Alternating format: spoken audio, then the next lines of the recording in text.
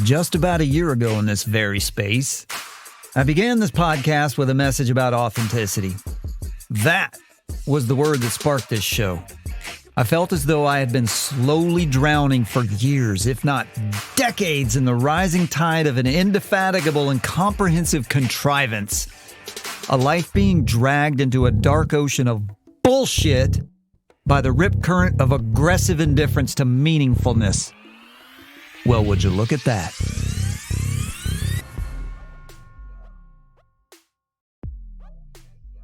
Turns out we are surrounded by the enemies of worthwhile existence. Look around. You don't even have to look around. You can feel it. All right, now there are a few things from my perspective that I believe are worth consideration. That's all. And I hope you take note of how I worded that last statement because that informs my next phase of development here. Stuff to consider. The arena of ideas is the greatest existential threat to intransigent, centralized power. The naked crushing of the First Amendment, the censorship of voices, and the overt call. Out loud, people. All you got to do is listen to them. Stop refusing to listen. The overt call for reprogramming and re-education of human beings. That is the final lunge at absolute power by the dying elite. This psychopathic cabal of these baby boomers who are shuffling off the earth. The antidote to this toxic stew is the free exchange of ideas. My God, how have we forgotten this? And that is why I present stuff to consider. Stuff to consider. As opposed to the resurgence of you will think this or die. So here's some stuff to consider. We're on a precipice. You got to consider things. You have to stop thinking inside this tiny little box into which they've shoved you. And me, and all of us. Stuff to consider. The intrinsic human devotion to liberty cannot be extinguished in the lives of those dedicated to meaning. The basic desire for self-determination doesn't exist on a cellular or even a molecular or atomic level. It's not a thing. The drive to preserve and enhance life and liberty exists at the inception of life itself. It's why the baby cries from hunger and the teenager breaks the boundaries of home and parent. It's why people have risked their very lives to escape state tyranny since the pharaohs. It's why Moses and Jesus and Wallace and Luther and Gandhi and Schindler and Solzhenitsyn and Mandela and King and a million others whose names you were never, ever meant to hear didn't sit quietly in a corner and say to themselves, gee, if I just do what I'm told and not cause any trouble for the state, maybe I won't be tortured or beaten to death or put in a gas chamber or lined up against a wall and shot with the rest of you malcontents.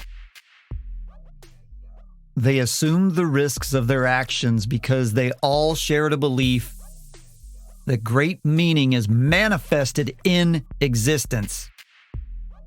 No, you cannot socially engineer that kind of force of being out of humanity. And it is the highest form of arrogance and malevolence to try. But there are those who do try. The greatest weapon that this raw and naked evil can bring to bear is the psychological conditioning of the dispossessed to convince them that there is no intrinsic value to life and that any attempt at finding or forging a path to meaningfulness is a fool's errand. Mankind naturally looks upward to hope. Naturally. When one allows oneself to be convinced that a life of meaningful responsibility isn't real, one loses hope. In a hopeless life devoid of meaning, the only treatment for the endless suffering is the promise of control. The hopeless creature will meekly pass his very being over to the hand that holds the whip. The dispossessed are easily exploited and are bent to see those merely attempting an upward life trajectory as a fundamental cause of their own suffering. That is mental illness beyond scope.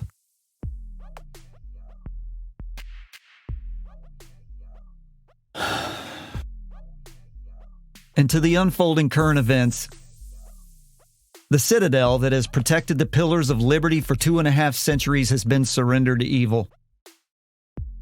How do I define evil? Evil is the eager willingness to intentionally inflict needless pain and suffering. And to do so under the banner of an ideology is profusely wicked. The only other explanation for this resurgence of malevolence is mass insanity. So, how is a decrepit and dementia-addled kleptocrat seated at the levers of control without liberty's firewall of checks and balances? Good God. Hopelessness.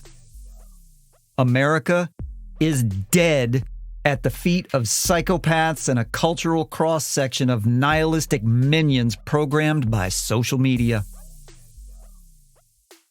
This result was a fait accompli. Unalterable, unarrestable, and irreversible. No vote was ever going to overcome the planned outcome.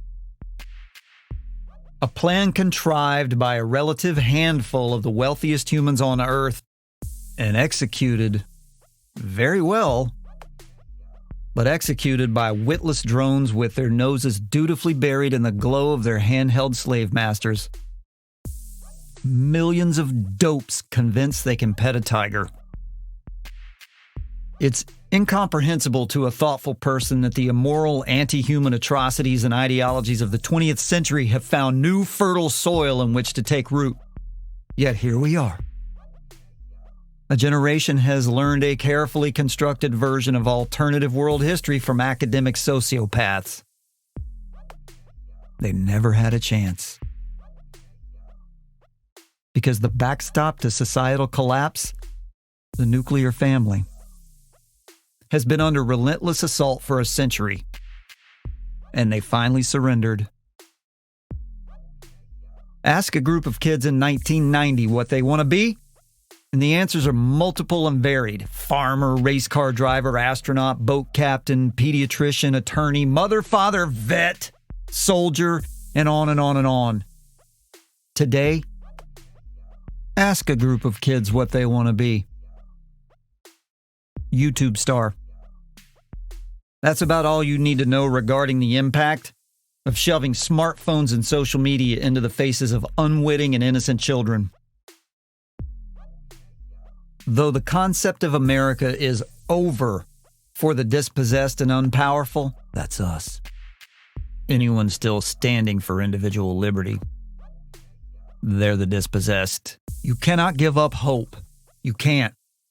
If you do that, you're dead inside, and then you are a part of this culture of hostility toward human independence.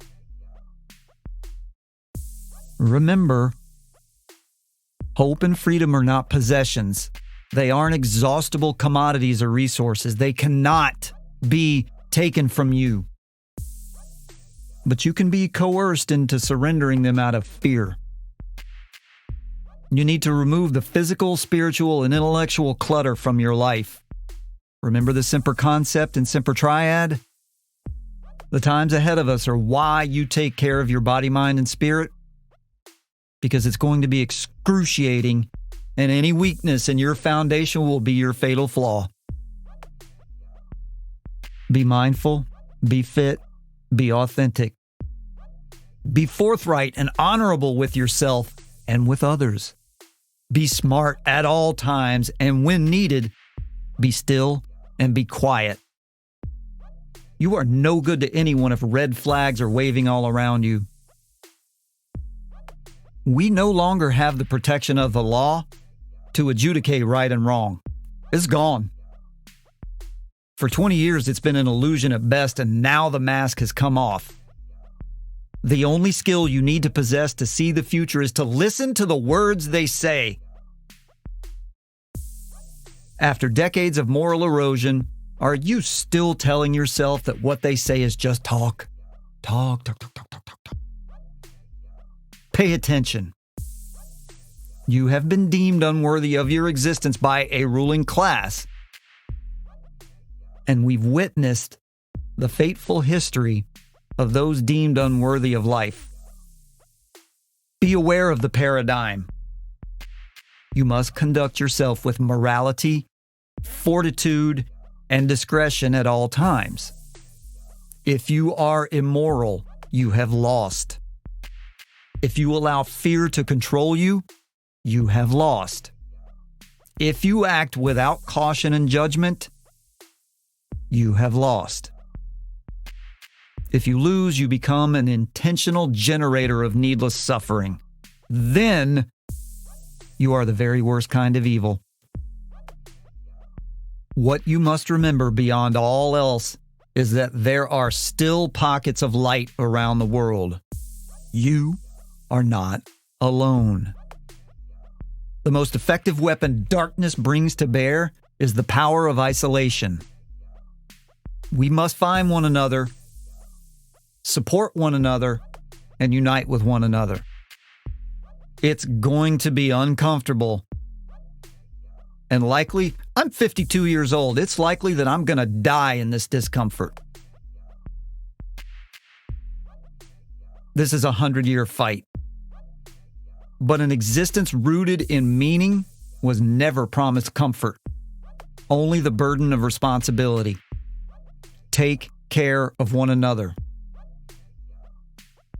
In the unaltered paradigm of humanity, there exists a cycle of being that proves the impossibility of utopia. And incidentally, the quest and fight for a utopia, the existence of which is impossible, leads to murder. Period. Because you cannot accept anything but the outcome of utopia. When you chase something that doesn't exist, you become insane. Along the timeline, a generation will emerge from bondage, suffering, and injustice, and they will fight to scrap and claw and labor to maintain their tenuous foothold on the precipice of life, liberty, and the pursuit of meaning. This is the unaltered paradigm of humanity. This is that cycle. Then those people, they can serve and they build and they grow and they save because they know that the wolf of tyranny is never far removed from their lives. Eventually, their children, the second generation in the cycle, learn and take more purchase of the family business, or they are sent to higher education by the largesse of their parents' work in hopes that with higher education they won't suffer the way the parents did. The second generation is aware of what it took to get them where they are, but it's tangential. It's historical. And things have always trended upward. They work to maintain the cash flow that enables their comfort and status, but they grow further removed from the origin story. And this creates a chasm. On one side, value. On the other side, entitlement. And their children, Generation 3 of the cycle, are born and raised on the entitlement side of the chasm with no bridge to their origin because it was burned by the wolf of control while their parents were distracted by luxury. Raised by privilege and taught the intrinsic value of absolutely nothing, Generation 3 scorches the earth around them. They burn to the ground the world created for them, never understanding the tragic irony of their psychopathic ideology. They become reality challenged and mentally addled foot soldiers in a war against a genuine meaning they never knew existed, so that a privileged elite may control the dispossessed. Can you possibly imagine being that demented? These broken souls are genuinely pitiable. From the ashes and wreckage of humanity arises a group of people who have seen the fatuous lunacy that brought about the carnage before them. This is the fourth generation. These are the people who will rebuild. And by any measure, the ghastly condition in which we find ourselves is the manifestation of the nihilistic and utterly self-destructive third generation. No matter your place in the arc of time, cast aside the meaninglessness, pick up the burden of responsibility, and be part of the fourth generation guardians of freedom. I'll say this again because it's important to consider. The fundamental human drive for liberty and its burden is not a physical entity. It can't be stolen, destroyed, or eradicated. The creeping stink of Marxism murdered hundreds of millions, yet people still risked everything to escape its paranoid and psychopathic bondage. And still, and eternally, the spark of liberty remains resident in humanity. The key to surviving this attack is to disengage from the malevolence and unite with those who believe in and uphold first principles. For God's sake, stop complaining to deaf ears about your disenfranchisement. Get off of social media and find creative means of communication. You can't be censored or deplatformed from something in which you do not participate. I cannot stress this enough. If you haven't done so, make your break from social media now. There are alternatives. Go find them and create your own network. Read, write, think, and connect with people who elevate you. They are everywhere in every corner of the globe. Turn away from other social conventions which have become pure bastions of toxic ideology anyway. Movies and television, professional sports, pop culture in general.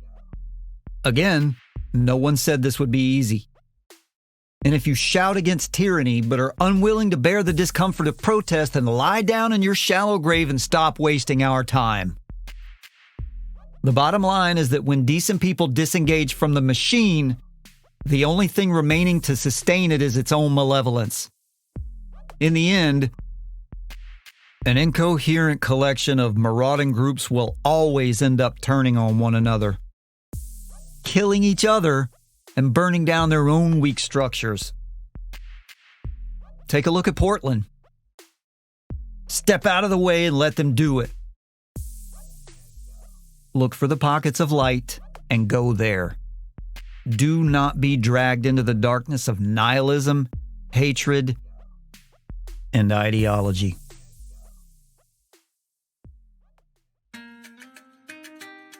Where do I go from here? I don't know yet. It's likely that I'll close down this podcast in about 2 weeks if they don't take me out before that. My own family has been in the grips of the kind of darkness that is fostered by poison bureaucracy and this demented culture that is killing our kids. Every single damn day I have to fight off depression and hopelessness, but I do it because life is worthy of living to its highest purpose. So I gotta deal with that shit. I need time to work on that and regroup. One way or another, I'll be doing this until I no longer have breath. As I always say, I don't do this for anyone but me. This is part of how I read, write, think, and connect in an effort to continuously construct a better version of myself. If you'd like to leave me a message in the comments or reviews area, I'd welcome words of encouragement and wisdom from the places around the globe from where I've seen you've been listening. It would be interesting to see that I haven't been algorithmed out of existence. All I can say is we'll see what happens. Over the past year, I've had fun. I've been serious and silly and frivolous. I've been exploratory and definitive. Hopefully you've found something of value here. I'll be back before too long. In the meantime, seek out voices of reason. The podcast world is full of them, and it's pretty much the last place where sanity can still exist. For now. Gather the light, people. It's our only chance. Be mindful, be fit, be authentic. Right now, it's all you have, but mostly, it's all you'll ever need. I'll see you down the road somewhere.